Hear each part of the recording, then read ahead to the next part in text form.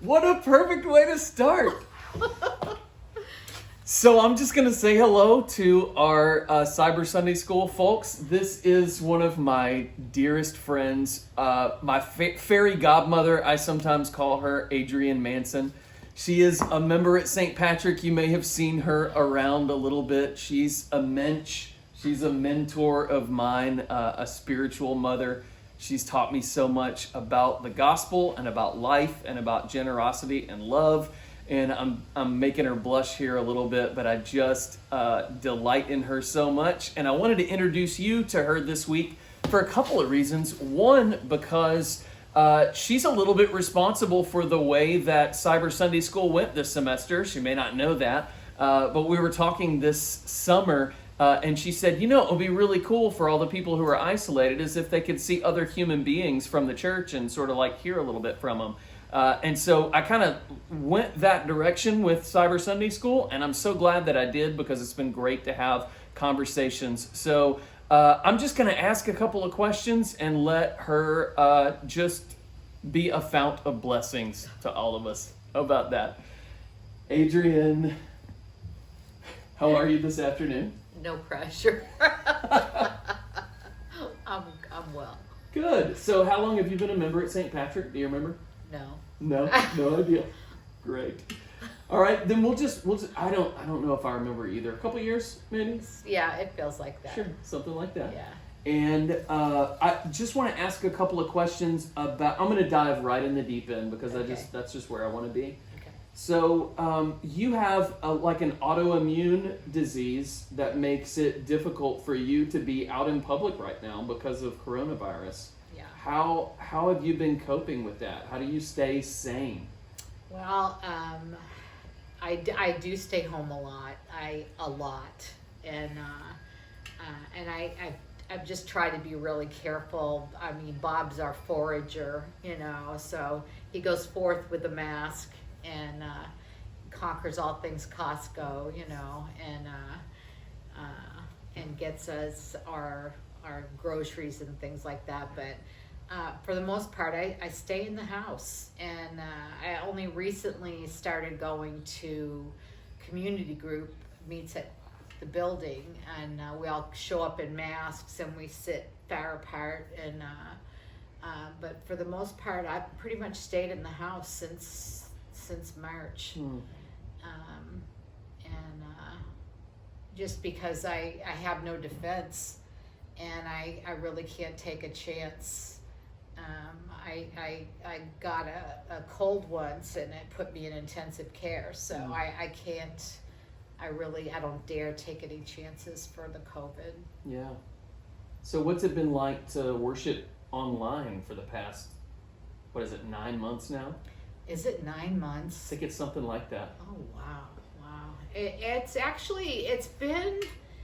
It's been kind of a strange mix.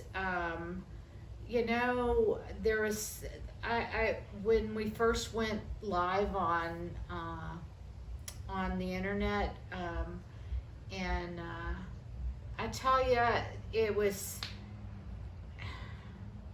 such a sense of solidarity with the rest of the body, and I remember that Sunday that we did the Apostles' Creed. And I was so wrecked because it was all of us, and so many times you guys talk about how we use these borrowed ancient words, but that sense of solidarity of all of us.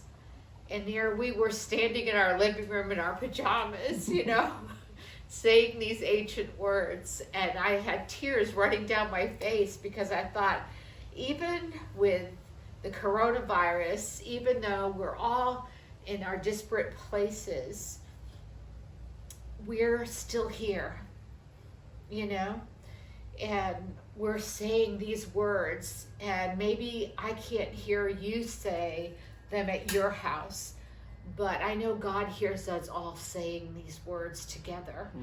And it was such a moment of solidarity to me.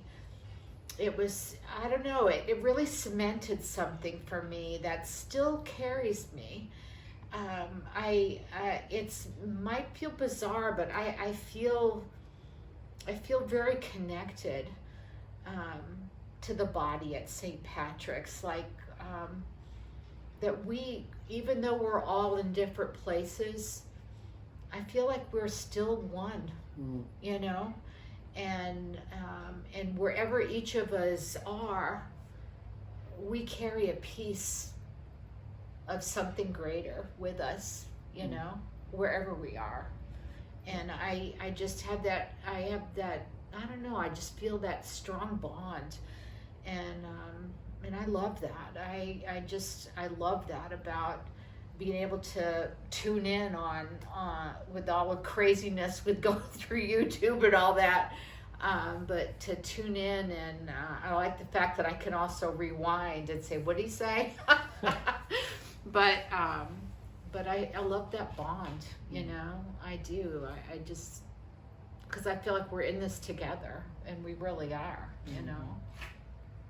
When you I'm trying to remember when it was that that you kind of came up with or became a part of this crew that was known as the Fab Five. Can you talk a little bit about that? When you say you feel connected, I immediately think that's those chicks have got to be a part of that, right? Yeah. Well, yeah, it was Jan, the two Jans, you know.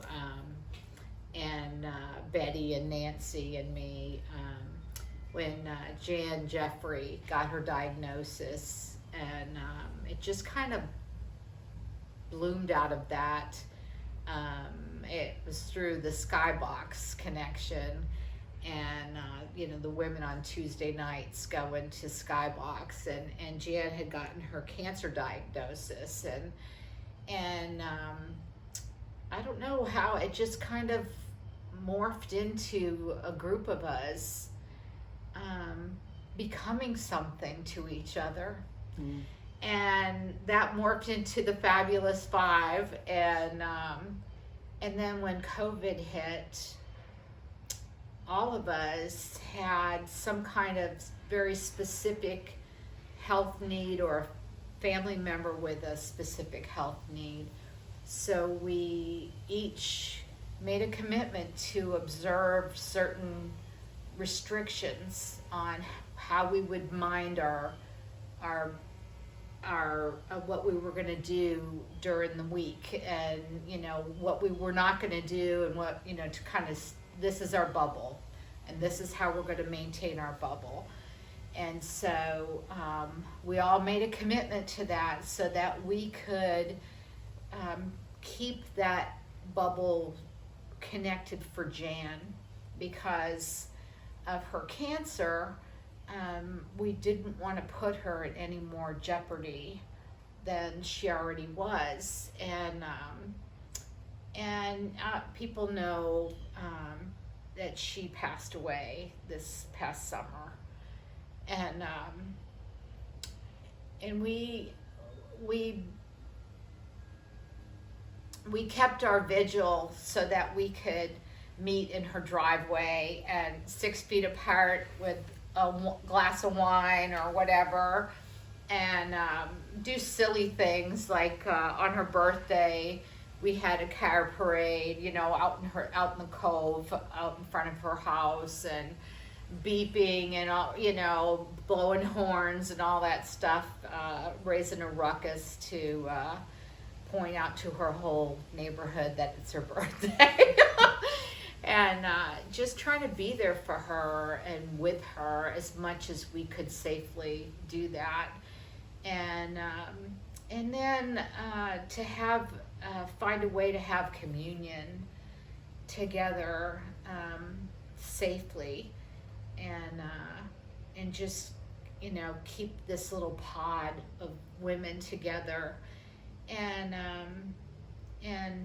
just be there for each other, and we've sort of kept the discipline even after she passed. And I don't know, it was like a sacred trust, you know. We did it to be with her, and now she's with the Lord, and we've gone to her graveside and had our we had our last communion together with the last part of the bread that we had shared with her. I'd stuck it in the freezer, and we finished that bread graveside outside one day after she had been interred, and but it was what we could give, you know. And this time where we've all been, like, so many things have been taken away from us,